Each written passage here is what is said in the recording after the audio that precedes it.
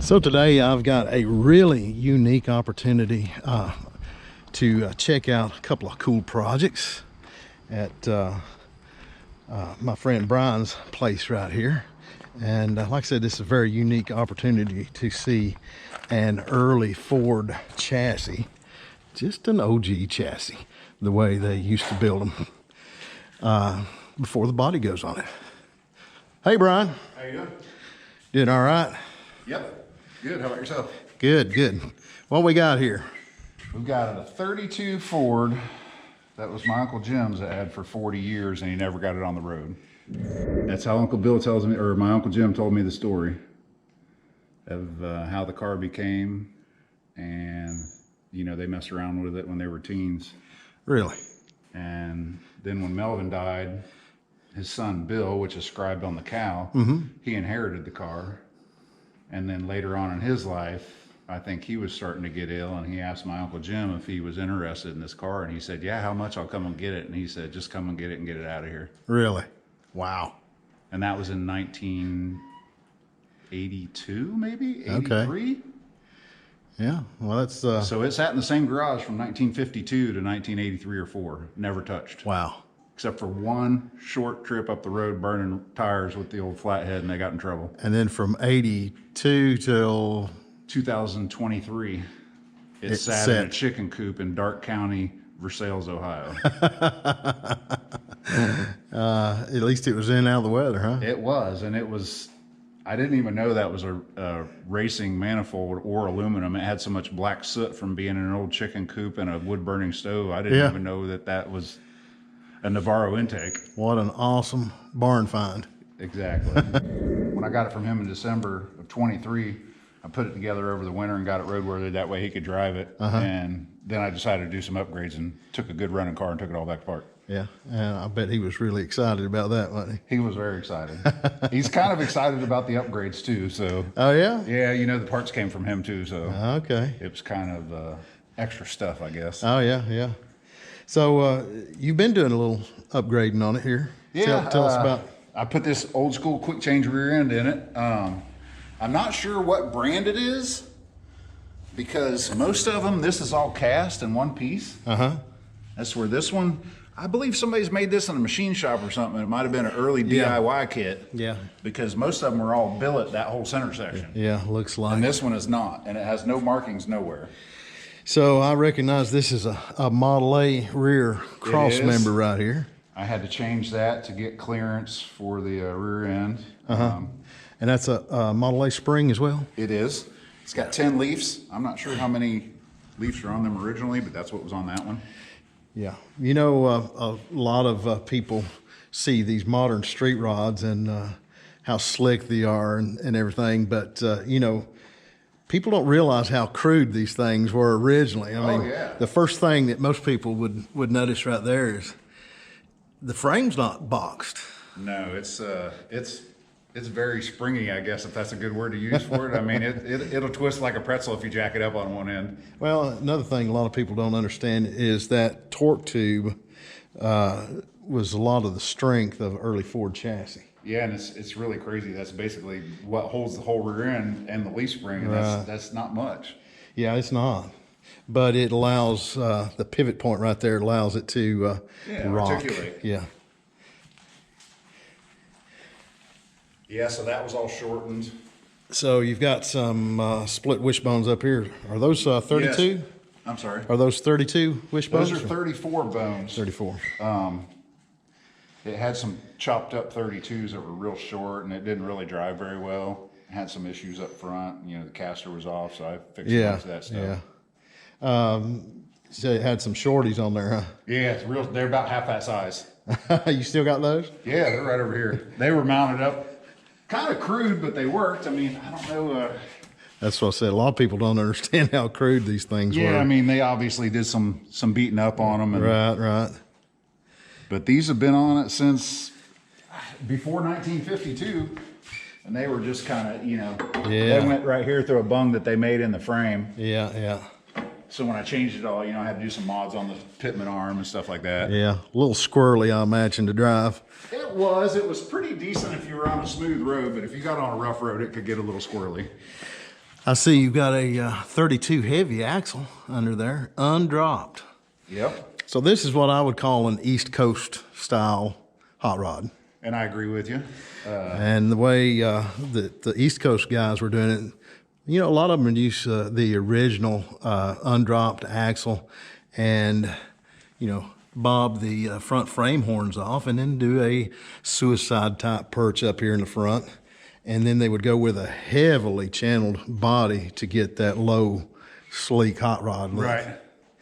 Whereas the West Coast guys, you know, most of them built them on top of the frame, and then they were doing the dropped axles. Right, so they were running high boys and then putting them on the ground. Yeah, yeah. So this would be considered a low boy then, since yeah, it's slammed that's right. and channeled. That's right. So you've lengthened the wishbones right here, put original length wishbones on it. Did the quick change? Any other updates? It didn't have spark plug wire tubes on it, so I put those on it. I had to do some modifications there because of the dual carb intake. Just a good winter project here. Yeah, just some other piddling around. Yeah. Found some new old stock plug wires at a swap meet. Oh, that's cool. You got the old cloth covered. Yeah. And it The guy had 6 or 8 boxes of them, $5 a box. Really? Every box he had. Wow. So what engine you got in here? This is a 48 flathead. I can tell it's pretty early one because it's got the distributor on the front. What do they call it? The clamshell? The clamshell, yeah, that's right. Yeah, so it's a 48 from what I know and what I've been told. Mm-hmm. My uncle rebuilt it in the early 80s. And what's the intake? That's a Navarro, and I just moved this because it was way over here and it was in the way. So I don't know if I like it because it kind of covers up the Navarro. And underneath there, it's actually marked number 434. So I think it's one of the early first 500 made. Wow. A lot of people don't understand how many speed companies there were back then. Just tons of them. You know, obviously, I don't think Navarro was as big as some of the other brands. Yeah. But very popular thing collecting early speed equipment nowadays. Oh, huge. And there's a lot of money in some of those things. Oh, absolutely. I guess probably the rarest one I've had was a Tattersfield 2-deuce high rise. That's cool. I'd love to find a set of heads to match that intake. It's kind of what I'm on the prowl for, Navarro heads. And what are the carburetors? Those are just the 94 fours. Okay. Very cool. Yeah, I'm excited for this quick change, you know, to change it up because put these really tall tires on it, and it's got a Zephyr gears in the transmission. So first and second were a little tall. But, third is still 1-to-1. So it was good once you got on the road, but taking off it was kind of tough. Yeah. It's you know, kind of a treat to see just an early style hot rod with you know, as many street rods, fancy street rods and stuff you see nowadays. Yeah, most of this car wasn't touched until I got it from before 52. It's still got the clutch in it from God knows when. It was in there in 52. Really? Yeah. And he rebuilt the engine? Yeah, and he took it apart and he said, well, the clutch looks good. I'm not going to buy one because he's kind of a miser. He put a new throwout bearing in it, and that was it. And he saved the old throwout bearing and put it in a box. Well, you know what's cool? That's the way they used to build stuff back then, you know. You know, like I said, very crude and just do the things they had to do. Really, all they were concerned about was going fast. Right. You know, it was all budget build back then. Everybody didn't have just a catalog to open and throw parts at. That's right. Samson. So I don't recognize that brand of tires. Well, I actually got online and found those, and believe it or not, they're a trailer tire. Trailer tires. Yeah. That sounds exactly like what some old hot rodder would do. It rides good with them on there, and I'm like, well, if they're 8 or 10, I forget whatever ply they are. If they can handle a heavy load on a trailer, they should be able to handle a little Roadster. Well, yeah. So these are the original tires that were on the car? Yeah, that's what was on it when I got it, and as far as I know, they've been on it since before 1952. And this is one of them. This is one of them. It's a General. 716. It's called a silent grip. Silent grip. And believe it or not, it's got a date code, and these are 1944. And those were still holding air? Yeah, they were holding air and rolling. I drove it a couple times around the neighborhood with these tires on it. Look what a cool tread pattern. Man, those are awesome. Just a neat looking tire. Got like some kind of granular texture right there on the side. Yeah, just different. Something you don't see very often. Yeah, they used to really have some style about the way they design stuff, you know? Now those are grip safes. Grip safe. So these are silent grip and those are grip safe. Those were on the front. The Atlases were. Very cool. And so this is the original 32 Roadster body. Got some 39 tail lights, looks like, right there. Yeah, I put those in. Those are just modern LEDs because it had no lights. And this is a rumble seat car. It is. It doesn't have one in it, but it is a rumble seat car. So that looks like the original Ford paint. Yeah, and I've pieced together, when you look on the inside of the quarter panel, it's that color dark blue. Oh, really? So I don't know if this car was dark blue and light blue in this two-tone. Who knows? Who knows? It may be 2 or 3 cars put together. There's a very good possibility. If you look close enough, these cars were all bolted together, and this car has been all gas welded. You know, they've done like a little notch and bend here. I don't know what's going on there, but but I love to see that. That's witness marks of the past. You know, that's cool. So it's got some letters over here on the side. Does you think it's maybe had some racing history? Well, somewhere along the line. The whole story behind that was my uncle and his buddies did that in the early '60s when they were teens. They wanted to race it. So they wanted to get in the altered Roadster class. Sure, yeah. So most of this paint was like this prior to then, but I think they did that and tinkered around with it and got it running. So that's the AR, altered Roadster. From what I understand. No dashboard. Not yet. That's on the list. Okay. I like the way that you're doing it, kind of keeping most of the heritage there. Yeah, I tried and doing just a few period correct upgrades to make it a little nicer to drive, maybe.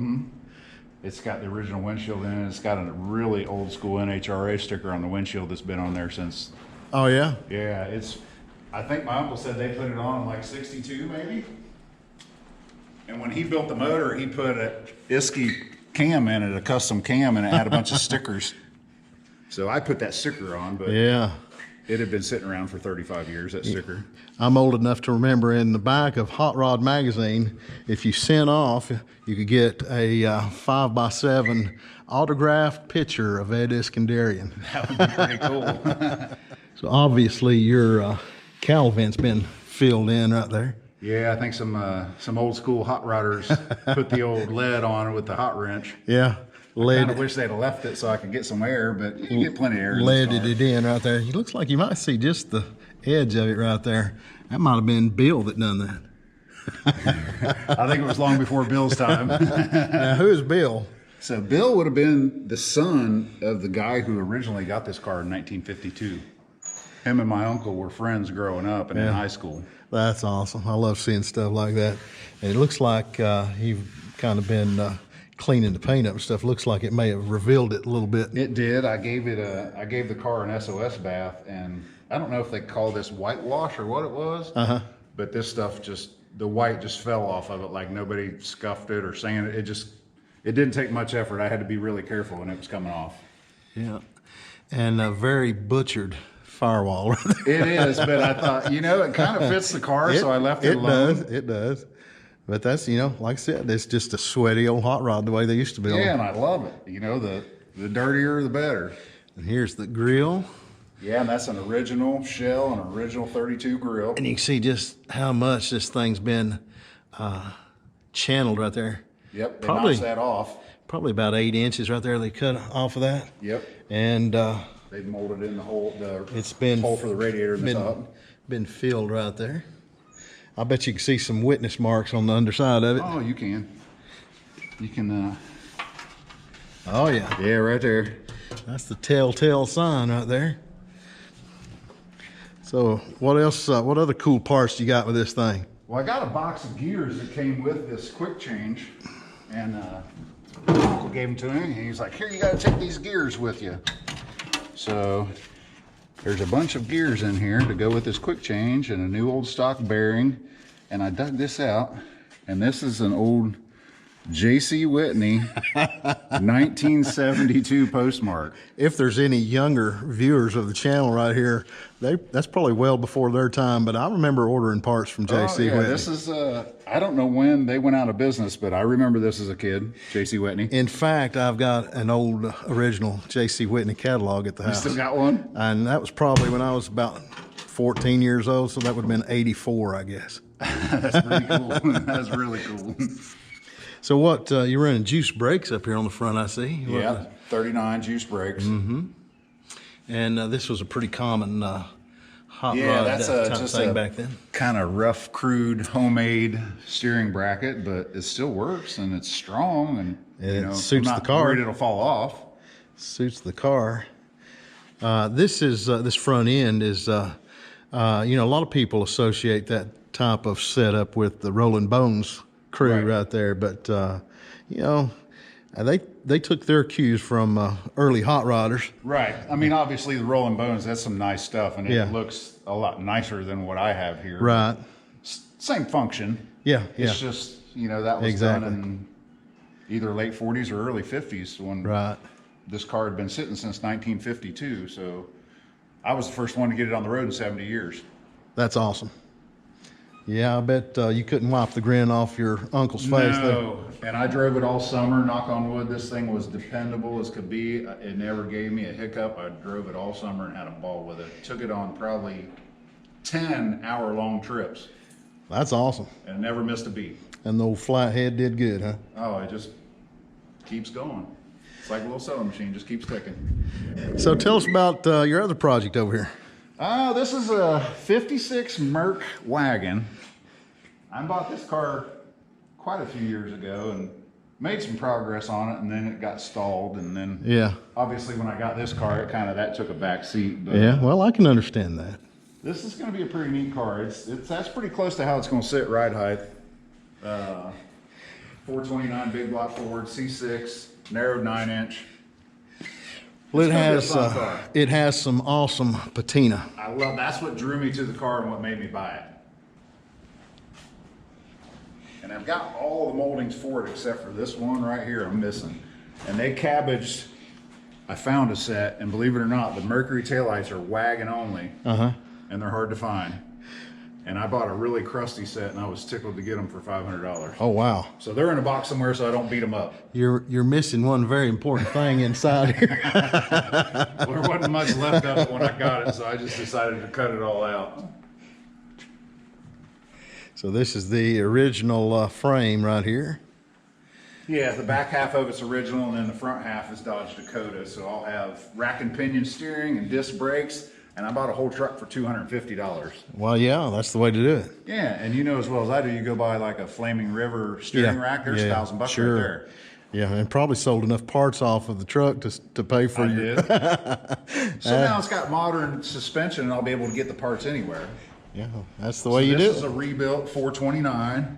It's a 69. It's got later heads. So somebody pieced it together, and I didn't learn this till after the fact. Somebody must have knew how to build Fords because it's got 68 rods and crank, 69 block, and early 70 heads. Okay. So, I mean, stock's probably 325, 350 horse, somewhere around there. It'd just be a fun cruiser. Yeah, sure. I plan on pulling either a little camper or maybe a trailer. Maybe I'll build a small open trailer and pull that Roadster on it. Yeah, whatever you do, don't paint it. No, everybody always asks, what color are you gonna paint it? But it's got paint on it, at least some. Believe it or not, this was in it when I got it. This is the original rubber floor mat that was in the front. Oh, wow, that's cool. I wish it wasn't in such bad shape over here, but just the attention to detail, you don't see that in cars anymore. I'd have to incorporate that somewhere, somehow. I know. I'm thinking maybe trim it off. I don't know. I'm going to do something with it. Yeah, you got to do something with that. But it's really cool.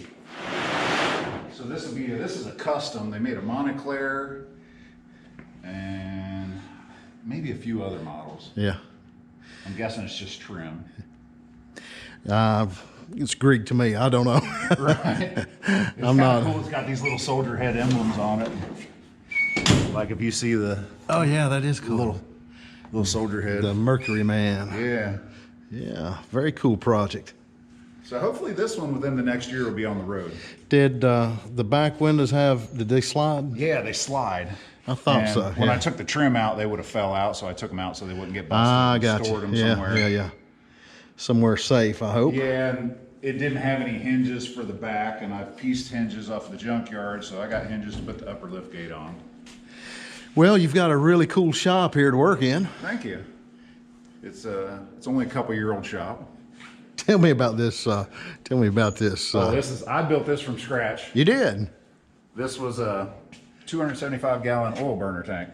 Okay. I took 2 foot off of it, shortened it, and put these pipes through, and then on the back it's got a box with a blower motor fan. So once you get a good fire going, then you just turn the fan on, and it blows extremely hot. It'll blow 300-degree air out of that. Oh yeah. Wow, that's cool. And I have a buddy that has a program, and he's like, man, you gotta, I was joking around, and I said, that looks like the Benford model, so he made me a stencil to put on there, and I had to spray paint it on there. I don't know if you recognize that little guy right there. Now that's not very traditional. No, that's a 2-year-only motor. That's kind of a unique little guy. Well, That's might as a well 80 tell us about it too. That's an 86.7 turbo Buick motor. Okay. So I've got an 86 T-type that maybe I'll restore one day. Yeah, there you go. I had a Grand National that was restored and built and ran really well. Ran 10s in the quarter and was had coal air still, but I sold it. So I bought that car with intentions of building it, and then I got into hot rods, and they kind of bit the bug. So I not backed on the 80s train yet.